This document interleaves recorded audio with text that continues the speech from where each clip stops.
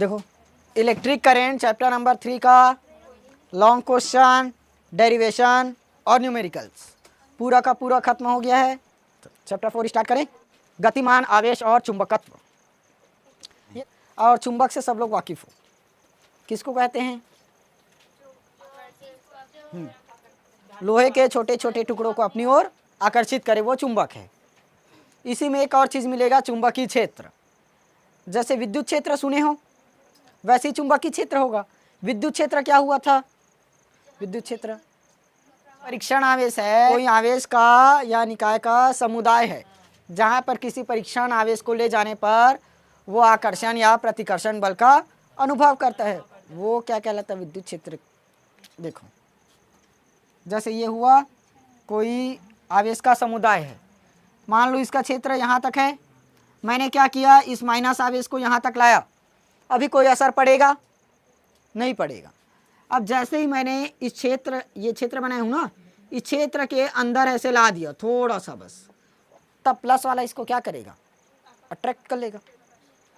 तो जितना इसका एरिया है, जहाँ तक इसकी आकर्षित करने की या प्रतिकर्षित करने की क्षमता, वो क्या कहलाती है? विद्युत क्षेत्र। मान लो इसकी जगह अब निगेटिव है और ये अभी कोई असर दिखाएगा क्या बाहर में है? तब नहीं, क्योंकि इसका क्षेत्र जो विद्युत क्षेत्र है वो सिर्फ सीमित मात्रा यहाँ तक है, तो यहाँ तक तो कोई असर नहीं दिखा सकता। जैसे ही मैंने इस क्षेत्र के थोड़ा सा संपर्क में लाया, ये माइनस क्या कर देगा? प्रतिकर्षित करेगा। तो जहाँ से कोई आवेश उसको आकर्षित करे या प्रतिकर्षित करने का गुण रखता हो या क्षमता, वो क्या कहलाता है? विद्युत क्षेत्र। चुंबक में मस्त करके दिखाया था इसको, चुंबक वाला याद है। अब यहीं पर मिलेगा हमें चुंबकीय क्षेत्र। सबसे पहले चुंबक तो जान गए ना, जो धातु के छोटे छोटे टुकड़ों को क्या करे? अपनी ओर आकर्षित करे, या तो वो खुद धातु की ओर आकर्षित हो, और जो प्लस है वो क्या हो जाएगा? प्रतिकर्षित करे, और प्लस और माइनस को आकर्षित करे साथ में। और चुंबकीय सुई, यदि चुंबकीय सुई को लें तब चुंबकीय सुई हमेशा किस दिशा में ठहरेगा? उत्तर की दिशा में। ये भी है, तो चुंबक का कई सारा परिभाषा लिख सकते हो। अब चुंबकीय क्षेत्र मिलेगा इसी में, चुंबकीय क्षेत्र। तो जहां तक वो अपने चुंबकीय प्रभाव का असर प्रकट करे, यानी कि चुंबकीय प्रभाव प्रदर्शित करे, वो होता है उसका चुंबकीय क्षेत्र। मान लो यहाँ पर हमारे पास है एक चुंबक N और S हो गया। अब मान लेते हैं इसका क्षेत्र सिर्फ ये इतना तक है, ये क्या है? हमारा चुंबकीय क्षेत्र। चुंबकीय क्षेत्र। अब मैंने एक छोटा सा धातु का ये टुकड़ा लिया, कुछ टुकड़े लिए, इसको यहाँ पर रखा है, ये इसको अभी आकर्षित कर पाएगा क्या? नहीं करेगा, क्योंकि इसका क्षेत्र तो अभी क्षेत्र के अंदर ही नहीं आया है, लोहे का टुकड़ा, तो आकर्षित कैसे करेगा? अब जैसे ही इस टुकड़ों को क्या किया, इस क्षेत्र के अंदर लाया इस दूरी तक, तब क्या करेगा? ये चुंबक आकर्षित करेगा। तो जहाँ तक चुंबक किसी लोहे के टुकड़े को या लोहे के बुरादे को आकर्षित करने की या प्रतिकर्षित करने की क्षमता रखता है, वो क्या कहलाता है? वो जगह पूरा उसका चुंबकीय क्षेत्र। मैग्नेटिक फील्ड, जैसे इलेक्ट्रिक फील्ड था वैसे ही मैग्नेटिक फील्ड है। वह पदार्थ जो छोटे छोटे लोहे के टुकड़ों को अपनी ओर आकर्षित करते हैं, चुंबक कहलाता है करके मैं सीधा चुंबकीय क्षेत्र लिखा रहा हूँ।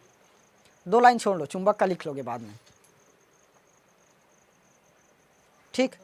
सीधा चुंबकीय क्षेत्र लिखो।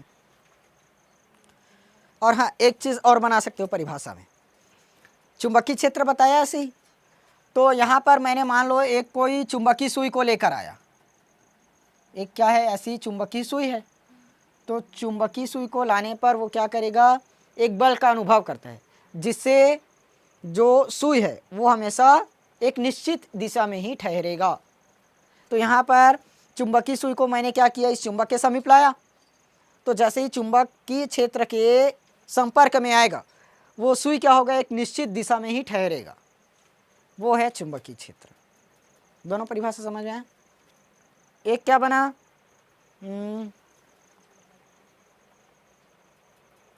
चुंबक के चारों ओर का वह क्षेत्र जहां पर जिस सीमा तक वो लोहे की छोटे छोटे टुकड़ों को आकर्षित कर सके, वो है चुंबकीय क्षेत्र। लिखो, चुंबक के चारों ओर का वह स्थान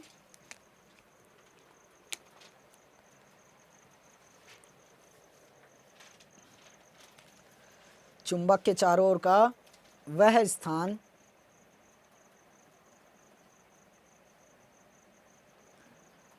जिसके संपर्क में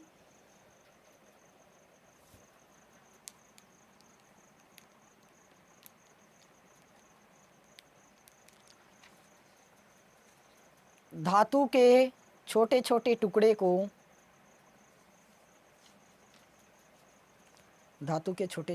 को लाने पर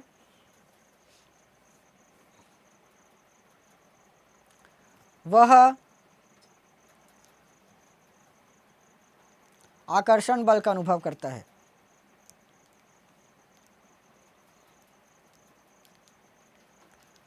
चुंबकीय क्षेत्र कहलाता है। चुंबकीय क्षेत्र कहलाता है। समझ गए ना?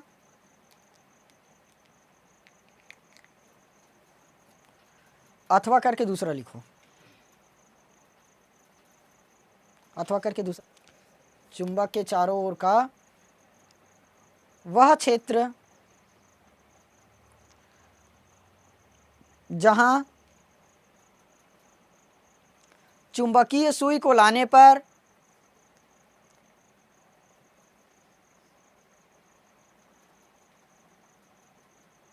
एक बल युग्म लगता है,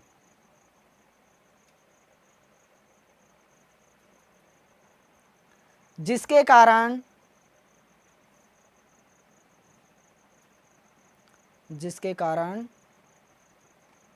सुई एक निश्चित दिशा में ठहरता है। जिसके कारण सुई एक निश्चित दिशा में ठहरता है।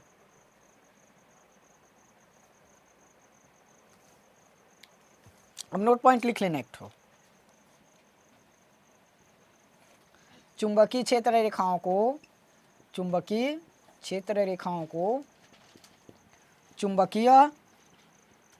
बल रेखाओं द्वारा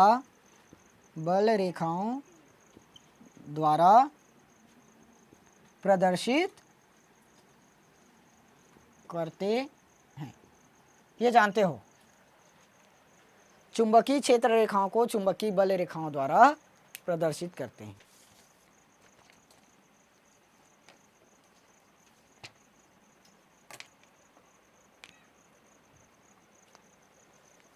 अब जैसे विद्युत क्षेत्र में लिखे थे, विद्युत क्षेत्र रेखाओं को विद्युत बल रेखाओं द्वारा प्रदर्शित करते हैं, किए थे वहां पर भी। अब विद्युत क्षेत्र रेखाएं हैं, उसका गुण कुछ पढ़े थे, याद है? विद्युत क्षेत्र रेखाओं के गुण,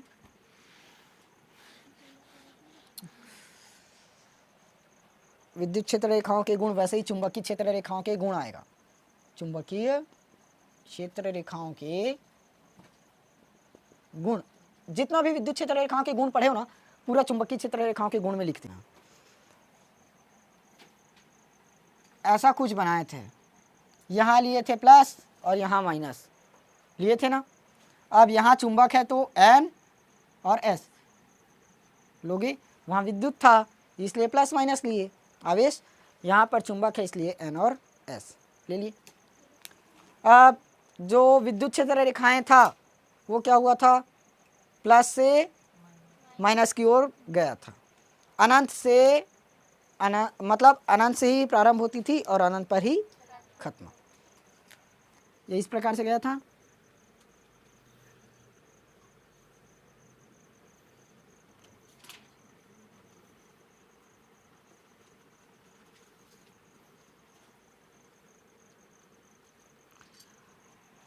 कुछ गुण लिखे हो, ये हमेशा उत्तर से दक्षिण की ओर ही जाएगा, यानी कि प्लस से माइनस। विद्युत में देखे था प्लस से माइनस, और चुंबक में नॉर्थ से साउथ, उत्तर से दक्षिण की ओर। अनंत से ही प्रारंभ होती है और अनंत से ही खत्म होती, अनंत पर ही खत्म होती है। उसके बाद ये एक दूसरे को कभी नहीं काटते, अगर काटे तो एक ही कटान बिंदु मिलेगा, जो कि संभव नहीं है। और ये लूप नहीं बनाते, पाश नहीं बनाते, इसको भी लिखियो ना। विद्युत क्षेत्र रेखाएं कभी भी लूप नहीं बनाती, वैसे ही चुंबकीय क्षेत्र रेखाएं भी कभी भी लूप नहीं बनाते, इसको लिख लोगे। अब लिखो विद्युत धारा का चुंबकीय प्रभाव।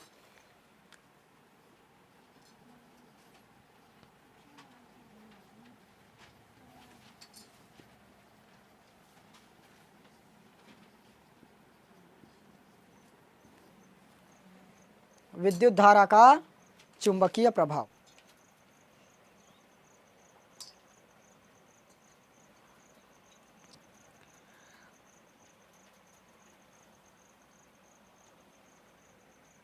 बताऊं? देखो, मान लो हमारे पास ये कोई चालक तार है, चालक तार,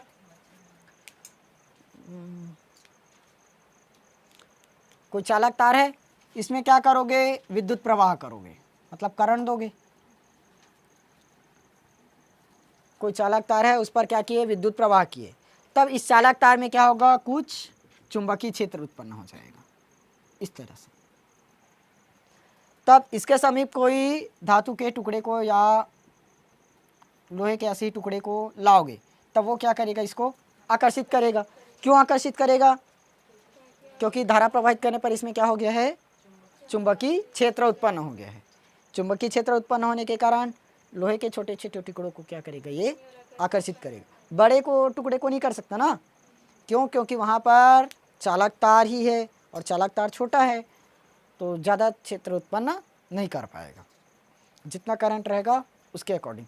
नहीं तो देखे होंगे जहाँ पर भी विद्युत तार रहता है और उसमें धारा प्रवाहित हो रही है, तो नीचे जो धूल मिट्टी का कण रहता है उसको खींच लेता है, उस पर चिपक जाता है। वैसे चुंबक में भी देखे हो, चुंबक कण को आकर्षित कर लेता है ना, यदि नीचे में गिर गया तब। वैसे इसमें भी हो, कोई चालक तार है, उसमें हमने क्या किया? विद्युत का प्रवाह दिया, मतलब विद्युत प्रवाहित किया, तो उसमें क्या हुआ? चुंबकीय क्षेत्र उत्पन्न हो गया। अब चुंबकीय क्षेत्र उत्पन्न हो गया तो इसके समीप कोई भी धातु के टुकड़े लाओगे, तो वो क्या करेगा? इसको आकर्षित कर लेगा। यही है विद्युत धारा का चुंबकीय प्रभाव। किसी चालक में विद्युत प्रवाह करने पर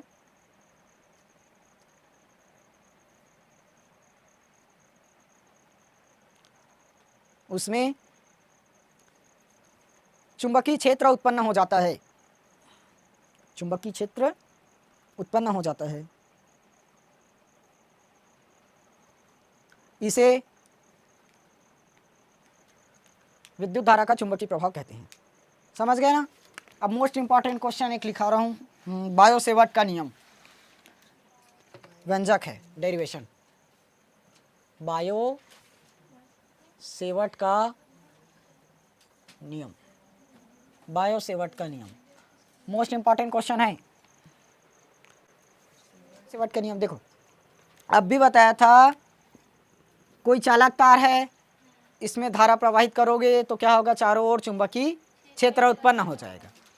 अब इसी नियम को समझने के लिए 1820 में वैज्ञानिक बायो तथा सेवर्ट ने, देखो कोई चालक तार है, इसमें क्या किए? विद्युत धारा प्रवाहित किए, तब क्या होगा? उसमें विद्युत, हाँ, चुंबकीय क्षेत्र उत्पन्न हो जाता है।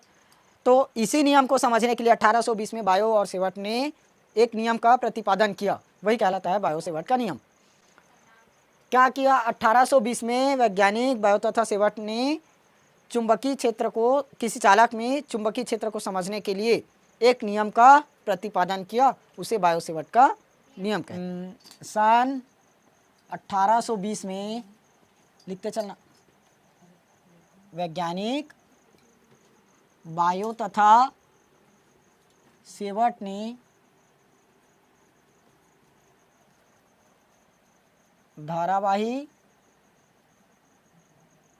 चालक तार के समीप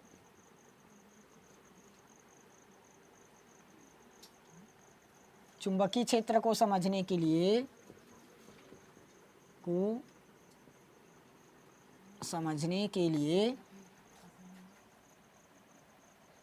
एक नियम दिया, जिसे बायो सेवर्ट का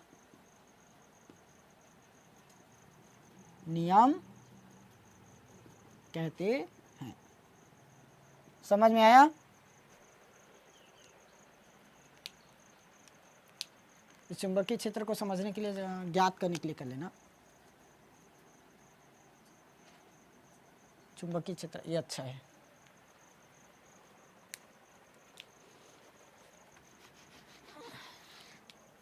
इसके लिए डायग्राम बनाओगे इस बार।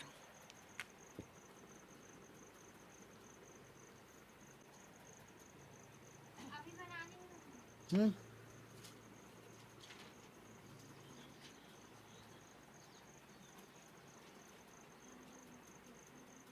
हम्म एक नियम दिया जिसे बायो सेवर्ट का नियम कहते हैं।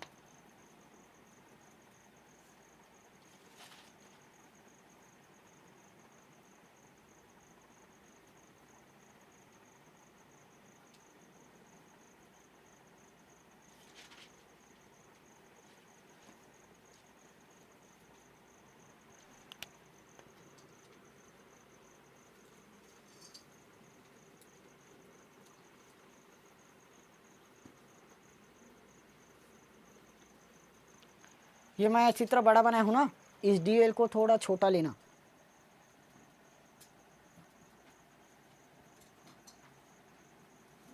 लिखोगे थ्योरी सुन लो। अब हो गया फिर से वही थ्योरी लिखने वाला आ गया। क्या क्या दिख रहा है सबसे पहले देखो। माना एक चालक तार एक्स वाई है जिसमें आई धारा प्रवाहित हो रही है। डीएल लंबाई का एक छोटा सा अल्पांश, समझ गए। अब इस अल्पांश द्वारा किसी बिंदु पर चुंबकीय क्षेत्र उत्पन्न होगा। उस बिंदु पर चुंबकीय क्षेत्र की तीव्रता ज्ञात करनी रहती है। माना एक्स वाई एक चालक तार है जिसमें आई धारा प्रवाहित हो रही है, जिसमें आई धारा प्रवाहित हो रही है तथा धारावाही चालक के कारण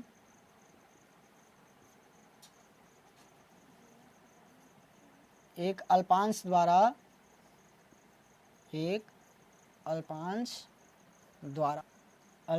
उत्पन्न चुंबकीय क्षेत्र के किसी बिंदु पर चुंबकीय क्षेत्र की तीव्रता P को मत समझ लेना चुंबकीय क्षेत्र की तीव्रता। P विद्युत क्षेत्र की तीव्रता रहता है, ये नहीं निकालोगे r दूरी पर चुंबकीय क्षेत्र की तीव्रता। चुंबकीय क्षेत्र की तीव्रता हमेशा B रहेगा, याद रखना, और विद्युत क्षेत्र की तीव्रता P। तो यहाँ चुंबकीय क्षेत्र की तीव्रता निकालना है, न कि विद्युत क्षेत्र की तीव्रता। तो P बिंदु पर नहीं निकालना है, दूसरे जगह पर निकलेगा, समझ गए।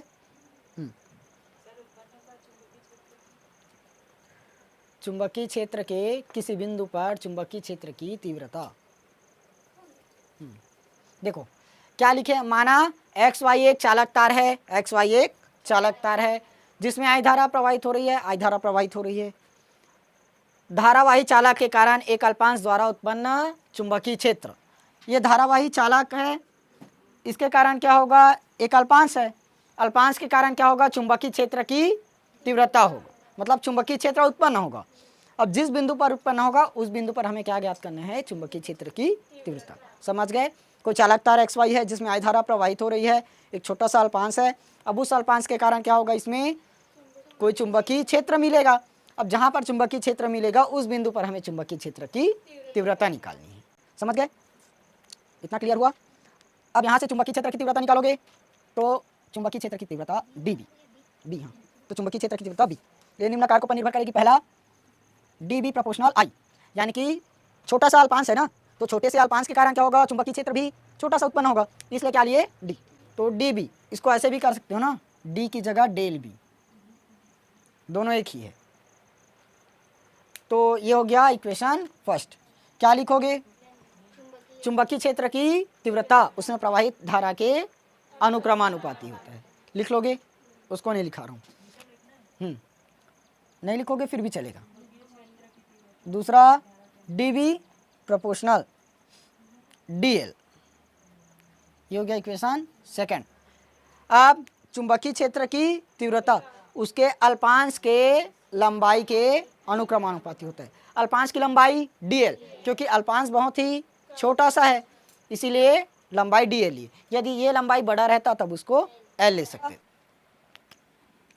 dB प्रोपोर्शनल साइन थीटा, समीकरण 3। D B proportional sine theta. हो गया।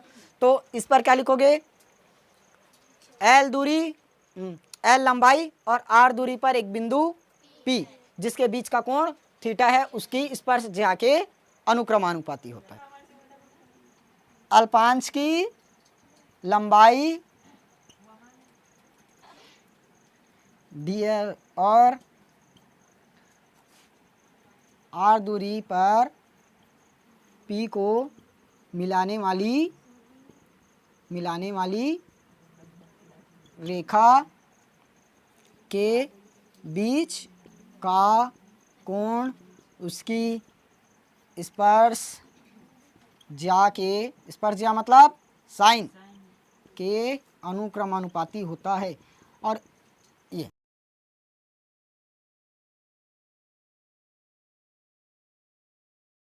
हो गया। अब चौथा, ये तो 3 समीकरण मिल गया। पहला क्या होगा, जो उत्पन्न चुंबकीय क्षेत्र है वो प्रवाहित धारा I के अनुक्रमानुपाती होगा। दूसरा, उत्पन्न चुंबकीय क्षेत्र अल्पांश की लंबाई उसके अनुक्रमानुपाती होगा। तीसरा, जो अल्पांश की लंबाई है और r दूरी पर एक बिंदु P है उसके बीच क्या कोण बना है, थीटा, उस थीटा कोण के स्पर्श ज्या के अनुक्रमानुपाती होता है। स्पर्श ज्या मतलब साइन थीटा। समझ गए। अब D B proportional 1 divided by R square समीकरण समझ में आया। चौथा, जो चुंबकीय क्षेत्र की उत्पन्न चुंबकीय क्षेत्र है ना, तो वो दूरी के वर्ग के व्युत्क्रमानुपाती होता है।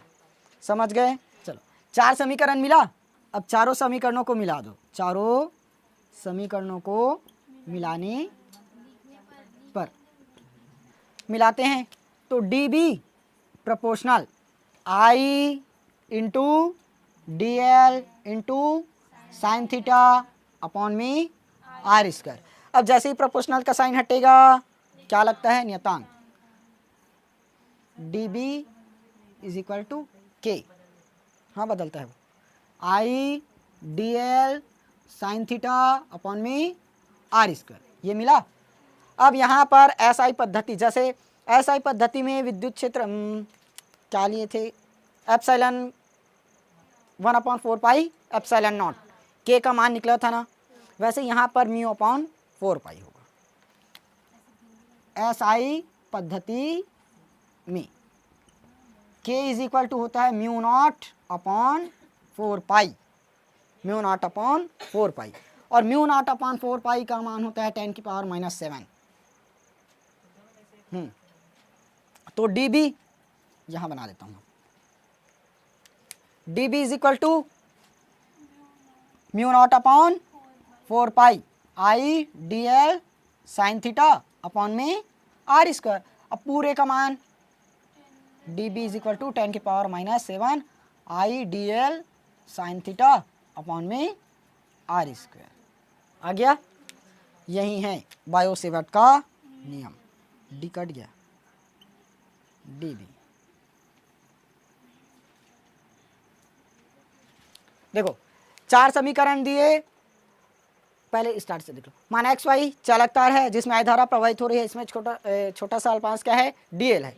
अब इसके कारण क्या होगा, कोई बिंदु पर चुंबकीय क्षेत्र उत्पन्न होगा। अब जहां पर चुंबकीय क्षेत्र उत्पन्न होगा उसी बिंदु पर हमें चुंबकीय क्षेत्र की तीव्रता निकालना है। तो वो क्या क्या होगा, जो डी बी है यानी कि छोटे से अल्पांश के कारण छोटा सा ही चुंबकीय क्षेत्र उत्पन्न होगा, तो आई धारा के अनुक्रमानुपाती होगा, जो प्रवाहित धारा है उसके अनुक्रमानुपाती। दूसरा, जो अल्पांश की लंबाई है उसके अनुक्रमानुपाती। तीसरा, साइन थीटा के अनुक्रमानुपाती। चौथा, जो दूरी है आर उसके वर्ग के व्युत्क्रमानुपाती। अब चारों समीकरणों को मिला दिए, क्या निकल गया, I D L sine theta divided by R square. यहाँ से डी बी जैसे ही मैंने प्रोपोर्शनल का साइन हटाया क्या लगा, नियतांक के, आई D L sine theta upon में आर स्क्वायर।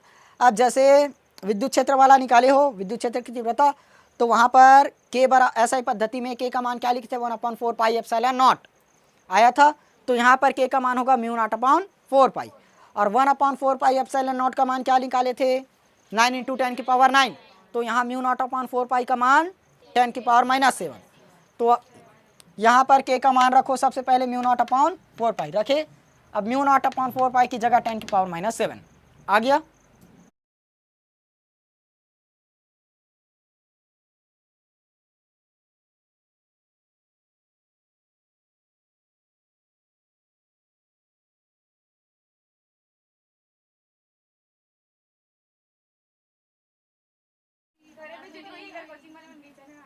म्यू नॉट और एप्सिलॉन नॉट में संबंध, म्यू नॉट और एप्सिलॉन नॉट में संबंध निकल लिए।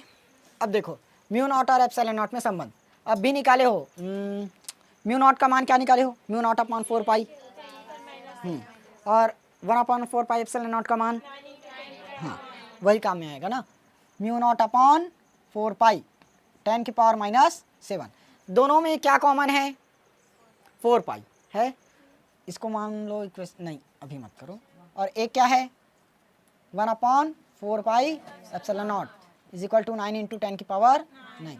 दोनों में कॉमन क्या दिख रहा है? 4 पाई है। यहाँ से ऐसे करो, म्यू नॉट है तो म्यू नॉट का मान 4 पाई × 10⁻⁻7 होगा, इसको मान लो इक्वेशन फर्स्ट। यहाँ से 4 पाई यदि एप्सिलॉन नॉट का मान निकालूं तब 4 पाई × 10⁻9। वाह 1/4 पाई × 9 × 10⁻9, ये आएगा ना, ये हो गया इक्वेशन सेकंड। अब ऐसे करो, समीकरण 1 और गुणित समीकरण 2 कर दो। समीकरण 1 गुणित 2, mu naught into epsilon not 4 pi × 10⁻⁻7 into 1/4 पाई 9 × 10⁻9। हाँ 4 पाई से 4 पाई कटा, 1/10⁻⁻7 को नीचे लेकर आओ तो 9 × 10⁻9 इंटू में 10⁻7, तो ये क्या बनेगा? 1/9 इंटू 10⁻16 और इधर क्या है? Mu naught into epsilon not. अब प्रकाश का वेग पढ़े हो? पढ़े? इसको ऐसे करो, थोड़ा सा चेंज बस करना है। देखो mu naught into epsilon not 1/, मैं इसको ऐसे कर सकता हूँ क्या? 3 × 10⁸ और पूरे का होल स्क्वायर कर सकते हैं। 3 का वर्ग किया मतलब 9 आ गया, और घात के ऊपर घात है मतलब 8 दूनी 16 10⁻16 आ गया। ऐसा करने का एक ही रीज़न था, ये निर्वात में प्रकाश की चाल c is equal to 3 × 10⁸ metre प्रति सेकेंड। चाल मतलब दूरी बटे समय, दूरी को लेते हैं मीटर से, समय को सेकंड से, तो मीटर प्रति सेकंड आ गया। तो यहाँ से mu naught into epsilon not 1/, इसकी जगह पर क्या लिख सकते हैं? c स्क्वायर हो जाएगा। अब c स्क्वायर को इस तरफ लेकर आओ तो c square 1/, mu naught into epsilon not. मैंने स्क्वायर को पक्षांतर किया तब क्या बनेगा? 1/, epsilon not into mu naught, और ये रूट में आ गया। बस यही पूरे में संबंध है। यहाँ से निकालो, हमें किसका मात्रक चाहिए? संबंध किस में निकाले हैं? म्यू नॉट और एप्सिलॉन नॉट में, तो mu naught into epsilon naught का निकालना है मात्रक। यहाँ लिख लेना मात्रक, mu naught into epsilon naught. देखो mu naught into epsilon naught क्या निकला? 1/, c का स्क्वायर निकला है। अब 1/, c का मात्रक क्या निकाले? देखो मीटर प्रति सेकंड, लेकिन यहाँ स्क्वायर है तो मीटर का स्क्वायर बटे में सेकंड का स्क्वायर, तो ये क्या निकल जाएगा? सेकंड स्क्वायर प्रति मीटर स्क्वायर निकल गया मात्रक। निर्वात में प्रकाश की चाल हो गया।